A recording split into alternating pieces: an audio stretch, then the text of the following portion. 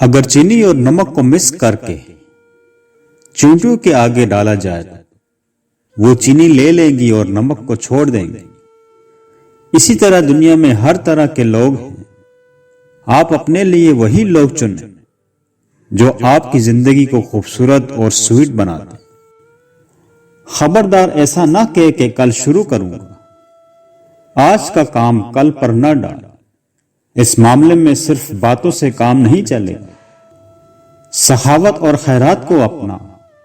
بدن کی سخاوت یہ ہے کہ جسمانی لذتوں اور شہوتوں سے پرہیز کیا جائے اور ان کو عبادت میں مصروف کیا جائے۔ حدیث میں ہے کہ سخاوت بیشت کا ایک درخت ہے، جو شخص سخی ہے اس نے اس درخت کی ایک شاخ کو پکڑ رکھا ہے، وہ شاخ اس کو نہیں چھوڑتی جب تک کہ اس کو بیشت میں داخل نہیں کر لیتی۔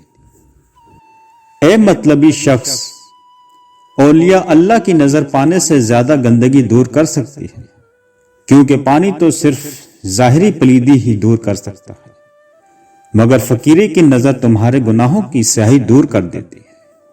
خواہش سے نہیں گرتے پھل جولی میں، وقت کی شاخ کو میرے دوست ہلانا ہوگا۔ کچھ نہیں ہوگا اندھیروں کو برا کہنے سے، اپنے حصے کا دیا خود ہی جلانا ہوگا۔ دنیا کا سب سے خوبصورت انسان وہی ہے جس سے بات کرنا آسان ہو، جس سے مشکل میں مدد مانگنا آسان ہو، اور جو دوسروں کے دکھ درد میں شامل رہے، جو آنسو پہنچنا جانتا ہو، جو مرہم بننا اور مرہم لگانا جانتا ہو۔